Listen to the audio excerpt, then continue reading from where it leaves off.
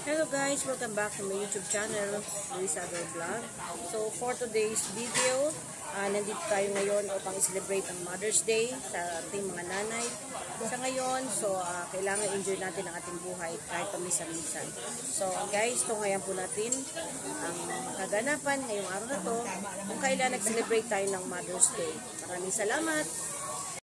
Nandito tayo ngayon sa Korean restaurant. Then, guys, celebrate namin yung Mother's Day. So, ngayon, tingnan nyo yung ito yung mga pagkain dito sa yan. Ito yung mga pagkain dito sa Korean restaurant. Ayan. Ayan, mga soft drinks. O, ayan. Ito, sarap. Sarap ng mga pagkain niya. Ayan, salmon fish, chicken. Ito yung fish na sarap. Ayan. Ito ang paborito ko sa lahat. Ito maraming nakakain ko pagka. Ayan. Ito yung bowls. Fried rice. Ito yung vegetable. Ayan. Ito yung ano to. Mga soup. Jelly. Tofu. Ayan o. Ito naman yung mga ice cream. Ang daming ice cream, oh. Kung sawa ka sa nakakain dito. And ito naman yung mga pag-ihaw. Ayan. Ayan. Ayan guys, mga pang-ihaw. Ayan. Iba-ibang klase meat. Mushroom. Ito yung Japanese food. Sushi. Ayan. Wasabi. Ayan. Ito naman yung paborito kong soup. Ito yung mushroom. Ayan.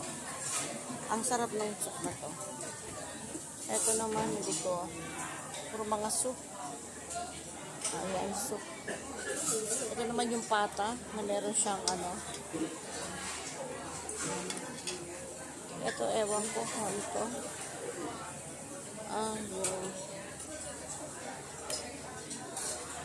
Yung may wine.